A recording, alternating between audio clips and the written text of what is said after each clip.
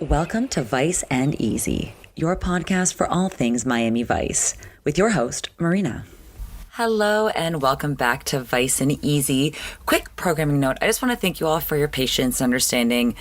I know the releases have been a little scattered and unorganized, and I really do thank you for bearing with me. This is not something that I intended. There were a lot of really great opportunities for me in October and November and a lot of travel. And then just unfortunately, it's just really hard to balance both and then keep working full time. And so, yeah, as grateful as I am to have had like a little bit of time away, it's ultimately, I didn't want to take away from the podcast, but unfortunately it did. So I'm really going to try better to have my schedule more normalized. Obviously, I might take a week or two off for Christmas. I think that's what most podcasts are doing. But hopefully, my entire goal before I recorded 35 episodes was to have a backlog, to have like 1 or 2 episodes already recorded so you didn't have to worry about if you skipped a week. And leaving it to the last minute as I do, this is not the case. So again, thank you again for bearing with me. I really do hope to have more regular programming in the future, just to make sure I'm more of a reliable podcast for you guys. I know that is a big deal with content creation, and it's something that I do take seriously. And it was kind of funny this week. I was recording it on Thursday, but I had donated blood earlier in the week. And then when I went to the doctor, like a day or two after, they were taking my blood pressure, and both the nurse and my doctor were like, are you okay? Do you feel faint? I was already sitting down. I was like, no, why? They're like, your blood pressure is really, really low. I was like, oh, because it's never been high or low for me. It's kind of always been on the lower side. And then when I got the booster, and I was supposed to get my pneumonia shot too, and I was like, no, I don't want to do both one day. Last time I got really tired, went home, took a NyQuil. After spending the whole night out with friends at an event, slept for 13 hours. 13 hours. And again, I felt okay the day after, but I was super lightheaded still, just from after donating blood and not taking my iron supplements. So yeah, just a very funny excuse, I would say, to why the podcast is late. It's like, I was really tired. My blood pressure was really low, but it really was. I digress. Now, let's get to the episode. This week, we're covering Season 2, Episode 14, entitled Yankee Dollar. Per IMDb, the synopsis is as follows. When Crockett sees his stewardess girlfriend die from smuggling balloons of cocaine into the country, he and Tubbs go undercover to expose the ring. Now that the cold open has been spoiled for you all, let's have a little bit of fun with this. So, everybody's talking about their plans for the next couple of days off. You got Zito and Switek talking about going to go see 101 Dalmatians. This would be, for you kids, this would be like the 1961 version, not the one that we grew up with Glenn Close. Then Gina and Trudy are talking. They're going off to bust somebody because you see Gina with her gun and Trudy with her recorder. Then Tubbs has a very interesting weekend planned, and I guess he invited Crockett along. But listen to what he has in store, and you can understand why Crockett declined in this next clip. I don't know, Donna. Might be a out-of-body kind of thing. And maybe take you to places you've never actually been. Oh, you like that? Well, I can be there in half an hour. You can count on it. And it'll be a slice of heaven.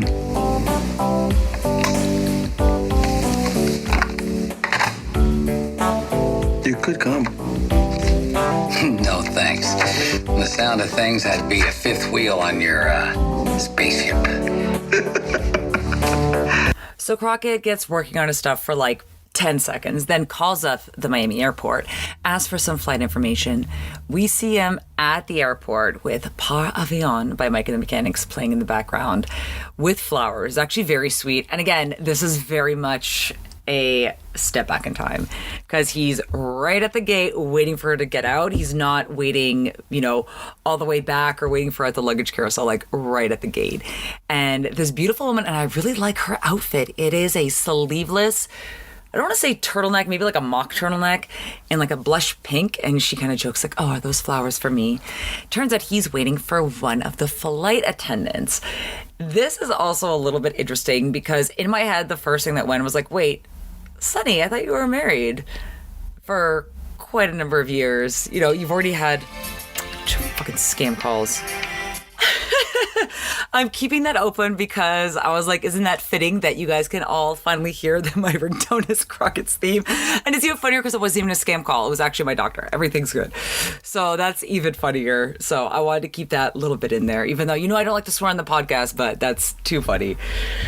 And it is a very sweet scene, even though, like, in my head, I'm like, the timeline of the marriage. But I think, you know, to be fair, if we've already met him at the beginning of the series. So let's say the pilot in Miami Vice Universe years was 2 years ago, because about a year and a half from this episode. So let's say, like, in their universe, 2 years, maybe 2.5. So he has been separated, and, like, he's Don Johnson in the 80s. He's going to get a lot of phone numbers. He's going to keep himself busy. So this isn't completely out of the ordinary, but I digress. Unfortunately, we know what happens to her anyway, so why are we focusing too much on this? So she kind of keeps turning him down. She keeps saying that she's really tired, you know, she doesn't want to hang out right now, but that she'll call him in the morning. He drives her home. And again, this B-roll footage made me laugh. I had to rewind it. Then I also made a GIF of it because you can tell that it's meant for a completely different scene. This car, I looked at it too. You can look at it if you want to go to the GIF on the gallery at, I have a link tree now on my TikTok because I have more than 1,000 followers. So thank you. You can go to my link tree and see the gallery there. The car, so Sunny is going through a green light. It's a red light for the car going north-south. The car going north-south slams on its brakes and kind of spins out. So I was like, wait, this wouldn't just be like you're driving a woman home from the airport driving. It's just funny. A little bit of continuity goofs. Boy, I really hope somebody got fired for that blunder. He drops her off at home, and I am going to state this multiple times in the podcast. I already stated it on the gallery. Take a note that she is a flight attendant in the 80s. And I know flight attendants, they're usually part of a union. They make decent money, and I know that Miami is not as expensive as it is today. However, she lives right on the beach. So kind of keep this in mind as we continue the story along. Again, he drops her off. She's like, no. He's like, I can watch you sleep. I'm like, oh yeah, sure. I wonder where that's going to go. But she's really shutting it down. So I was also going to make this joke that I'm not going to make it. Why? You weren't kidding. You really are tired, aren't you? A little late to play hard to get. I'll call you first thing in the morning. You sure you're gonna be all right? Yeah, sure. You know I love to be with you. I'm just real tired, Sonny. I can come and watch you sleep. You know you're in big trouble. Good night. Hey, thanks. So he says good night. She goes off. He goes back to the car, notices that she's left the bouquet of flowers that he brought with him to the airport to give to her. He goes back to her door. He hears a scream, breaks through the glass door, unlocks it, enters the bathroom, and sees her convulsing and screaming on the floor. Picks her up, takes her to the ER. They're using the defibrillator. They're trying to do CPR. It doesn't work. The doctor looks over at Crockett, shakes her head, and we cut into the intro. And I should add that when we see her, she's not foaming at the mouth. There, like, her eyes aren't on the back of her head. Like, there's a scene that I took a clip of where she's like looking straight at Crockett and just screaming, but sitting on the floor. So it's very weird what's going on. Unfortunately, this is when the doctor explains to Crockett what's really transpired. What the hell happened? It's really quite simple, Mr. Crockett. The seizure stopped when she went into cardiovascular collapse. BP dropped out. We put her on a dopamine drip, but she didn't respond. We started CPR. She went flatline. A drug overdose. Your friend OD'd on cocaine. You got the wrong chart, lady. Sarah did not do drugs. I was just with her earlier tonight. She was straight as a judge. She didn't snort it or shoot it, Mr. Crockett. She swallowed it.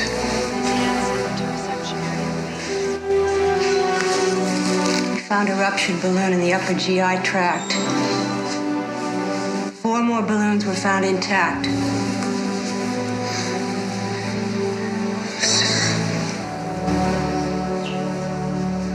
I know you don't want to hear this, but I'm afraid we're going to have to notify the proper authorities.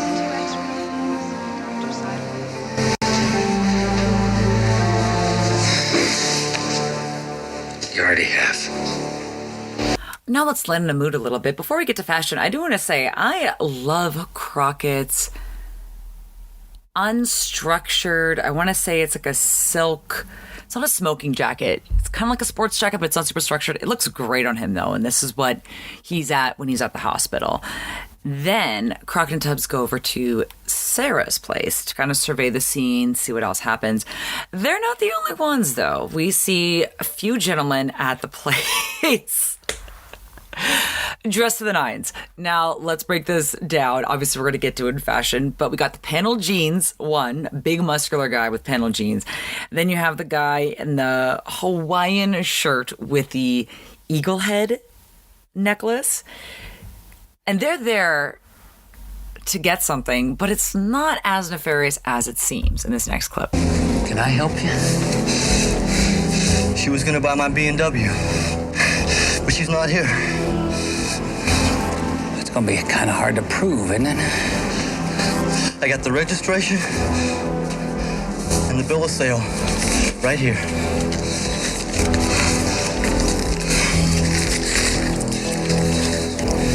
I should have sold it for $6, but I only got $5. $5,000. I want you to remember that figure as we transition to the next scene with Crockett and Tubbs going through Sarah's things in her apartment.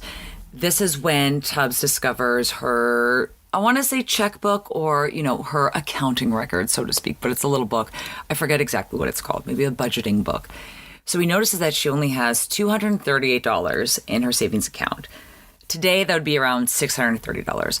However, flip the page, a few days ago, she received $5,000. Therefore, Crockett puts two and two together that she's using the $5,000 from this drug smuggling to buy the car. Then he's able to kind of connect the dots a little bit more in this next scene. Found 23 grams of coke inside her. Figure 5 or 6 killed her. She had a total of an ounce in there. Nobody pays $5,000 for an OZ. She must be carrying a sample. It's the only thing that makes any sense. You got any idea who Sarah might have been bringing in the sample for? Oh, yeah, sure, man. When I picked her up at the airport, she told me she had swallowed a bunch of cocaine and was delivering it to Joe Blow in the Grove. So let's regroup back to my math. I have this cocaine. I'm going to actually put it on social media or something. It's too funny. So this cocaine note I have on my phone that just says cocaine, 1985 prices. So 35 a key is 35 ounces. So therefore, each ounce would amount to $1,000. This was the price that they were getting ripped off. That's the yuppies in the Phil the Shill episode. They were going to pay $35,000 for a key. And that's when I kind of did the math and realized that that's a little bit pricey. They were definitely ripping them off. So $5,000 for an ounce is incredibly expensive. So it makes sense. That's why he's thinking that it's a sample, because you're probably investing in a lot of this money to make sure that you can actually start this transaction. I don't know. I should go back in time and become an 80s drug dealer so I could better service this podcast to you all. Now, speaking of shady characters, we see what appears to be a Porsche 911 pull up in front of Sarah's apartment. Young guy gets out. Crockett and Tubbs go meet him outside. Start asking him, who he's looking for, what have you. He kind of stutters, backs off, says he has the wrong house, ends up trying to run away, get back in the car. Crockett kicks the door closed. Again, I have a very good gif of that on the gallery. Then they run off to the beach where Crockett ends up tackling him in the water. Like, this is all going on while people are just having fun, swimming in the beach, swimming in the ocean. Then he wins the Brother of the Year award in this next clip. Listen,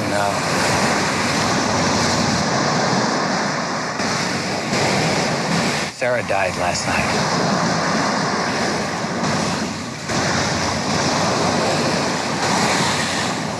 Where's the body?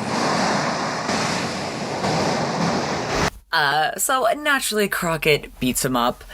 They bring him down to the station, interrogate him. His name is Tim, says that she knew the risk, that she was down for it. And I guess this was a way for her to make a little bit of extra cash to pay for the BMW and for that beachfront apartment. That's just I'm just throwing in the beachfront apartment. The car is naturally where we kind of connected the dots, but that was just my little... The older you get, the more you wonder how people pay for things. I also know that a lot of people have lines of credit or they have bad credit, and a lot of things are not owned, they are leased, but it's still always something I'm very curious about, is how just people can afford things. And a lot of it is a facade, let's be real. This is 1985, this is pre-social media, so imagine, this is also why I'm very happy Miami Vice doesn't exist now, because imagine what it would be like. Sorry, so I digress. They do get a lead. Charlie Glide. Charlie Glide is known to Miami Vice. He's able to stay out of trouble. Can't even stick him with, as they say, as so much as a parking ticket or a jaywalking ticket. This is what keeps Charlie Glide apart from the others, is that he doesn't touch the bad stuff, meaning cocaine. Very interesting. We're going to see how this plays out through the episode. And now, of course, as we're meeting Charlie Glide, who is Ned Eisenberg, who we've already seen previously as Labrizzi's son. He was like Labrizzi Jr. taking over from his father in Lombard. So he's back, which I appreciate the Michael Mann casting. And he is really great and charming in this episode. Now, when we meet him, he's talking about this statue. I'm trying to say this politely because I am no artist. I am no art critic. It is a very bold statue. He's talking to a very beautiful blonde woman and an older gentleman when Crockett comes up to crash his party. He is known to Burnett. Sorry, let me preface this by saying this is now Sonny Burnett. Burnett is now undercover at this party. This house, very familiar to me as well. Maybe I'll save it to the end. I won't spoil it for you, but this house is very familiar to a lot of us for a very fun reason. Now let's get to decor a little bit. This is very fun decor. It's not, again, my favorite inner decor. That actually will be another person in this episode, but I really enjoy the different shades of pink pillows on the couch. I really enjoy the view, the vista, Crockett's outfit with like the silk trousers. And there is a funny scene where they just kind of push away Charlie's gopher. He's not the gopher, but basically Charlie's executive assistant, Max, who is very much stuck in the 70s with his style. So we'll kind of get to that too, which is, I really appreciate it because I really like the contrasting undershirt pocket square to suit. Sometimes Tubbs will do that. Tubbs, I don't think, is so much stuck in the 70s as he just has more of that East Coast New York swag that, you know, is working with Miami, but he's not embracing the pastels as much as Crockett. Or actually, shall I say, Burnett. They start talking a little bit of business. Seems like they're not really on the same page, though, because once again, like I'll remind you, Charlie doesn't touch the white stuff. And with that, so when Burnett is trying to leverage this lost, quote unquote, basically it was keys of coke that Miami Vice misplaced or that didn't notice that were missing, as kind of like a way to butter him up and to get him to invest, they kind of speak back in riddles in this next scene. I hadn't thought of it before, but I could use a guy like you. Well, I'm gonna be awfully preoccupied until I get this stuff moving. I don't know about starting anything new. Well, all I'm saying is it's hard to get good help these days. Very, very hard.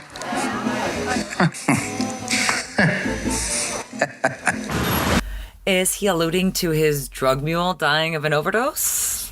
I think that's what he's alluding to. But again, he's not saying it. Charlie Glide is very smart. He knows how to get things done without implicating himself directly.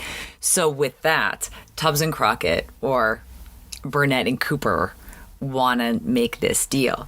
So they go to the seized, wherever they keep seized goods. Oh my God, I know the word for this. It'll come to me later. You're all yelling at me right now. I know this word. Basically, they go to get some cash. They want to make this deal. They want to make it look legit. There is a rat on top of keys of cocaine, which again, like I figured that this room would be kept quite clean. I don't think there'd be a lot of food. I think it's just mostly drugs, money, guns, what have you. So a little bit interesting. I guess it's a metaphor. We'll see later on this episode. I'm so excited for this scene. Two of my favorite things, traveling back in time, embracing the 80s, and Tubbs's horrific Jamaican accent. So he goes with this briefcase full of cash to meet with Max, who is Charlie Glide's executive assistant. This is how Max responds. Are you nuts? You ever heard of traveler's checks? Oh, kids, look it up. I'm told that you can help me invest this for a profit. Well, money market will yield you about 10%, municipal bond. Max, come on, man. Let's not talk around the point. You know exactly what I'm speaking about. Further to kind of butter him up, Cooper mentions that his associate Johnny Souls recommended him and also dropped the name Charlie Glide. So therefore, Max knows what he's asking for, and Cooper is able to kind of further his reputation a little bit, so to speak. Then we go to Glide's office, which is great. Again, I wish the decor was a little bit more over the top. I really like the big old school computer, black, sleek. It's a very elegant office. It could have been a little bit cheesier. I really also love Charlie's outfit, which is the textured white silk shirt with blue pants. And then another scene, he's wearing a blue blazer. So I guess the outfit would all come together. Really enjoy that. Max is a little bit on edge in this next clip. Another one. I think I'm getting tired of this business already. Yeah. Max, will you get that, please? No!